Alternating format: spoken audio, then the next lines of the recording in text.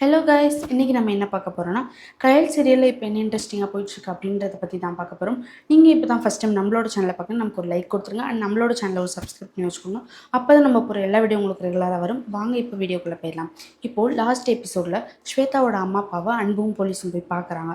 அப்போ அவங்க வந்து இது மாதிரி 18 வருஷமாக என் பொண்ணை காணோம், நான் போய் போலீஸ் ஸ்டேஷனில் சொல்லியும் யாருமே எந்த ஆக்ஷனும் எடுக்கல அப்படின்னு சொல்லும்போது, உடனே அன்பு வந்து நாங்கள் எடுக்கிறோம் ஆக்ஷன், ஆனால் நீங்கள் இப்போ சொன்னீங்கன்னா தான் நாங்கள் 2 பொண்ணுங்களை காப்பாற்ற முடியும். உடனே அவங்க அப்பா வந்து என்ன சொல்கிறாங்கன்னா, எனக்கு என் பொண்ணுக்கு ஏற்பட்ட நிலமை வந்து எந்த பொண்ணுக்கும் வரக்கூடாது, அதனால் நீங்கள் காப்பாற்றுங்க அப்படி சொல்லி அவங்க சில விஷயங்களை அவங்கக்கிட்ட சொல்கிறாங்க. அந்த மாதிரி பர்த்டே அன்னைக்கு அவளோட ஃப்ரெண்ட்ஸ் கூட அவள் போனா, அதுக்கப்புறம் அவள் வரவே இல்லை. நான் அவளோட ஃப்ரெண்ட்ஸ் அவளோட தெரிஞ்சவங்க எல்லாத்தையுமே நாங்கள் கேட்டோம், ஆனால் அவள் கிடைக்கவே இல்லை அப்படின்னு அவங்க அப்பா சொல்கிறாங்க.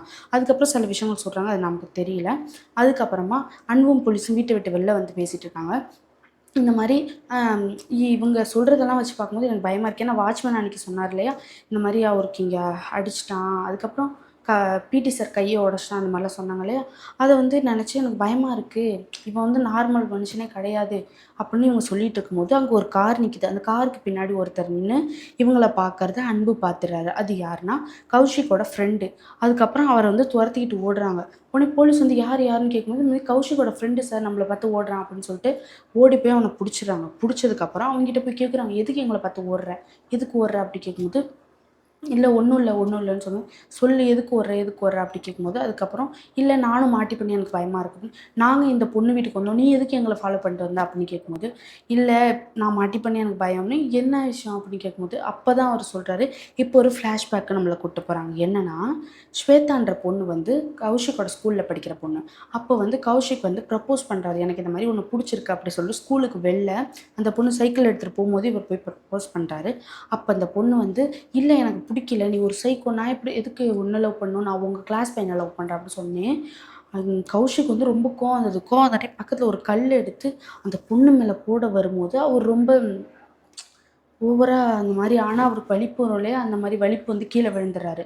விழுந்த அப்புறம் அந்த சீன் அதோட முடிஞ்சிச்சு. அதுக்கப்புறமா அந்த பொண்ணு பர்த்டே, அதாவது அவங்க அப்பா சொன்ன அந்த நாள், அந்த பர்த்டே வருது. அப்போ வந்து அந்த பொண்ணு வந்து அவளோட ஃப்ரெண்டு கூட ரோட்டில், அதாவது பர்த்டே செலிப்ரேஷன் சொல்லி இப்போ மாட்டிக்கிட்டான் இல்லையா, அவனும் கௌஷிக்கும் சேர்ந்து ஸ்கூல் டைமில் அந்த பொண்ணை வர வச்சுருக்காங்க. அப்போ அவங்க 2 பேரும் வந்துட்டு இருக்கும்போது கௌஷிக்கும் அந்த பையனும் அங்கே வெயிட் பண்ணிட்டு இருக்காங்க. கௌஷிக் வந்து மேலே ரூமுக்கு போயிட்டான். அதுக்கப்புறம் அவன் ஃப்ரெண்டு வந்து வா வா ஸ்வேதான்னு, அந்த ஸ்வேதா கூட இருந்த பொண்ணு நான் போகிறேன் அப்படின்னு சொல்லிட்டு அந்த பொண்ணு போயிடுச்சு. அவள் வீட்டுக்கு போகணுன்னு போயிட்டான். அதுக்கப்புறம் அந்த பொண்ணு உள்ளே வரா. உள்ளே வந்து பார்த்ததுக்கப்புறம் உள்ள ஃப்ரெண்ட்ஸ் யாருமே இல்லை.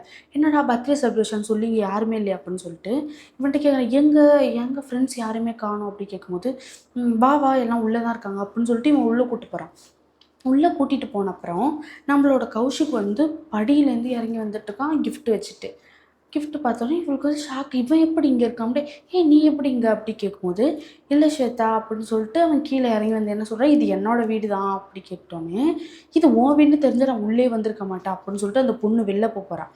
அப்போ அவன் போய்ட்டு ஸ்டாப் பண்ணி, வெளில போகாத, நான் அன்றைக்கி பண்ண தப்பு தான், சாரி மன்னிச்சிரு, நான் அப்படி பண்ணியிருக்கக்கூடாது, என் மேலே தான் தப்பு அப்படி பேசும்போது, சரி இவன் மன்னிப்பு கேட்குறான்னு சொல்லிட்டு அந்த பொண்ணு மன்னிச்சிடுறா. அதுக்கப்புறம் அவன் அந்த ஸ்டெப்ஸ்லேருந்து கூட்டிகிட்டு வந்து வீட்டில் சோஃபா மேலே உட்கார வச்சுட்டு அவன் ஃப்ரெண்டை போயிட்டு கேக் வாங்கிட்டு வர சொல்லி அனுப்பிச்சிடுறான். உடனே அவன் ஃப்ரெண்டும் போயிடுறான் கேக் வாங்கிறதுக்கு. இந்த பொண்ணு மட்டும் தனியாக உட்காந்துருக்கப்புறம் அவன் போயிட்டு, நான் போய் உனக்கு ஜூஸ் எடுத்துகிட்டு வரேன்னு சொல்லிட்டு ஜூஸ் போட போயிடுறான். ஜூஸ் போட்டு எடுத்துகிட்டு வந்தோடனே அந்த பொண்ணு ஆல்ரெடி அவள் பயத்தில் தான் இருக்கா.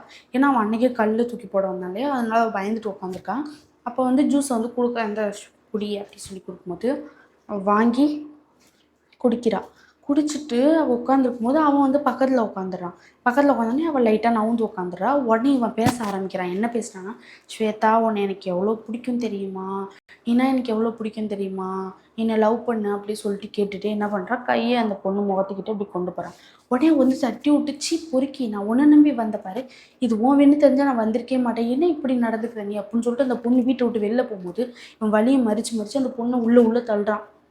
அப்படி தள்ளும்போது அந்த பொண்ணு கீழே விழுந்து இப்படி கிடக்குறா பயந்துட்டு. அப்போ வந்து ரொம்ப கோவம் வந்துச்சு அவனுக்கு. உடனே அவன் சொல்கிறான், நான் எவ்வளோ பெரிய வீடு வச்சுருக்கேன், என்கிட்ட எவ்வளோ பணம் இருக்குது, நீ வந்து என்ன லவ் பண்ண மாட்டேற, என்கிட்ட இல்லாத அப்படி அந்த ராகுல்கிட்ட என்ன இருக்குது அப்படின்னு கேட்கும்போது, உடனே அந்த பொண்ணு சொல்கிறா, அவகிட்ட நல்ல மனசு இருக்குது, உன்கிட்ட அது கிடையாது, நீ ஒரு சைக்கோ அப்படி சொல்லும்போது திரும்ப அவனுக்கு ரொம்ப கோவம் வந்து என்ன பண்ணிடுறான். இந்த டைமு அந்த வீட்டுக்கு டெக்கரேஷனுக்கு வச்சுருக்க ஒரு டீப்பாய் மாதிரி இருக்குது, அதை எடுத்து அந்த பொண்ணை ஒரே அடி அடிச்சு அந்த பொண்ணு அப்படியே கீழே விழுந்துடுறா. விழுந்த அப்புறமா அவளுக்கு அப்படிங்க ரத்தம் வந்து அவள் அப்படி கிடக்குறா. இவன் தான் அடிச்சது. அடிச்சுட்டு அவன் பார்த்துட்டு ஸ்வேதா ஸ்வேதா அப்படி சொல்லிட்டு அவனுக்கு ரொம்ப கஷ்டமாயி அவன் அப்படி செய்யும்போது பழைய மாதிரி வலிப்பு வந்து அவன் கீழே விழுந்துடுறான். விழுந்த அப்புறம் அவனோட ஃப்ரெண்டு வந்து வந்து மச்சான் மச்சான் மச்சான் மச்சான் ஏந்திரா ஏந்திரான்னு சொல்லி எழுப்புறான். ஆனால் அவன் ஏந்திரிக்கவே இல்லை. அதுக்கப்புறம் அவளோட ஃப்ரெண்டு அந்த பொண்ணை போய் பார்த்தா அந்த பொண்ணு ஏந்திரிக்கவே இல்லை. ஏன்னா அவளுக்கு இங்கே ரத்தம் வந்திருக்கு. அதுக்கப்புறம் அவனோட அப்பா அம்மா இப்போ தான் வர்றாங்க. வெளில போயிட்டு பையனுக்கு ட்ரெஸ் வாங்கிட்டு வராங்க. என்ன சொல்கிறாங்க, ஏங்க இது நம்ம பையனுக்கு பிடிக்கும்ல அப்படின்னு சொல்லிட்டு 2 பேரும் பேசிகிட்டே வராங்க. பேசிகிட்டே வந்துட்டு இங்கே பார்த்தா இங்கே பையன் விழுந்து கிடக்குறான். வந்து கௌஷிக் எந்திரா எந்திரான்னு சொல்லி எழுப்புறாங்க. உடனே அந்த பொண்ணு எந்திரிக்க சொல்கிறாங்க. இவங்களுக்கு தெரியாது இல்லையா அந்த பொண்ணு வீட்டுக்கு வந்தது, எதுக்கு வந்தா எதுவுமே தெரில. அதோட அவன் ஃப்ரெண்டுகிட்ட கேட்குறான், என்ன நடக்குது எனக்கு புரியல, எதுக்கு இவங்கெல்லாம் இப்படி கிடக்குறாங்க என்ன அப்படின்னு கேட்கும்போது அப்போ தான் அவன் சொல்கிறான், இந்த மாதிரி பர்த்டே இன்னும் வர வச்சோம் அப்படின்னு அவன் சொல்கிறான். அதை நம்ம காட்டல. அதுக்கப்புறமா அந்த பொண்ணு வந்து அவங்க அப்பா போய் எழுப்புறான். அம்மா ஏந்திரிம்மா ஏந்திரிம்மான்னு. உடனே அவங்க அம்மாவுக்கு பயம் வந்துருச்சு. அவள் எழுப்புங்க எழுப்புங்கன்னு சொல்லும்போது எழுப்புனா அவளுக்கு எழுப்ப முடியல. அப்புறமா இப்படி கை வச்சு பார்த்தா மூச்சும் இல்லை. அதுக்கப்புறமா அந்த பொண்ணு வந்து இறந்துட்டா அப்படி சொல்லும்போது உடனே அந்த ஒய்ஃப் வந்து என்ன சொல்கிறான்னா, ஐயோ போலீஸ்க்கெலாம் போனால் அவ்வளோதான் அப்படின்னு. உடனே அவங்க அப்பாவுக்கு பயம் வந்துருச்சு. போலீஸ்லாம் போனால் அவ்வளோதாம்மா பையன் வாழ்க்கையே போயிடும் அப்படின்னு சொன்னோடனே உடனே அவங்க அம்மா வந்து இப்போ ஒரு வில்லித்தனமாக என்ன சொல்கிறாங்கன்னா, நான் சொல்கிறத மட்டும் செய்யுங்க அப்படி சொல்லிட்டு குழியை நோண்டி அந்த வீட்டுக்கு பின்பக்கமே அந்த பொண்ணை புதைச்சிடுறாங்க. புதைச்சிட்டு அந்த பையன்ட்ட அவனோட இப்போ மாட்டிக்கிட்டான் இல்லையா, அவன்கிட்ட என்ன சொல்கிறாங்கன்னா அவங்க அப்பா, இங்கே பாரு இது வெளில வந்ததுன்னா நீயும் தான் மாட்டுவ, அதனால இந்த விஷயத்த இதோட மறந்துடு அப்படி சொல்லி அனுப்புகிறாங்க. இங்கே இன்னொரு பக்கம் என்ன நடக்குதுன்னா, ஆனந்தி வந்து தலையில் உள்ள கிளிப் எடுத்து ரோட்டில் போட்டு அதை வந்து கயல் பார்த்துடுறாங்க இல்லையா. பார்த்துட்டு அவங்க இன்னொரு சார் கூட சேர்ந்து துரத்திட்டு இருக்காங்க காரில். துரத்திட்டு இருக்கும்போது காரு போயிட்டுருக்கு. அவன் மீனாட்சியும் பார்த்துட்டாங்க பின்னாடி கயல் வரதை. அதனால காரை வேகமாக ஓட சொல்லி வழியை திருப்பிட்டாங்க. உடனே கயல் வந்து மிஸ் பண்ணிட்டாங்க வழியை. இப்போ இந்த கதையெல்லாம் போலீஸ்கிட்ட சொல்லிட்டாங்களா.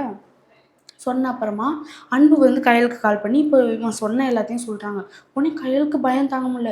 ஐயோ என்ன சொல்கிற, இதெல்லாமா அவன் பண்ணியிருக்கான் அப்படி சொல்லிட்டு இவங்க பயப்படுறாங்க. அதுக்கப்புறம் அன்பு வந்து என்ன சொல்கிறாருன்னா, அக்கா நம்ம எப்படியாவது கண்டுபிடிச்சிடணும்க்கா, இவங்க சொல்கிறதெல்லாம் பார்த்தா பயமாக இருக்குது அப்படி சொல்லும்போது உடனே நம்மளோட கயல் வந்து என்ன சொல்கிறாங்கன்னா, நான் சைதாப்பேட்டை சிக்னலில் இப்போ தான் நான் பார்த்தேன், ஆனந்தி வந்து காரில் போயிட்டுருக்கா அந்த மீனாட்சி கூட, நான் இப்போ தான் பார்த்தேன், ஆனால் எனக்கு என்ன பண்ணுறதுன்னு தெரியல அப்படி சொல்கிறாங்க.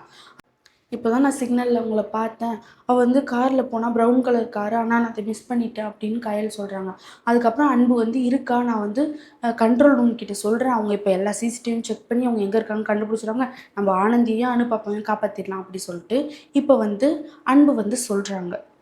இப்போது ஆனந்தியும் அனுப்பாப்பாவையும் காப்பாற்றுவாங்களா மாட்டாங்களா அப்படின்றத பற்றி நெக்ஸ்ட் எபிசோடில் பார்ப்போம். அது வரைக்கும் உங்களிடமிருந்து விடைபெறுவது நான். தேங்க்யூ.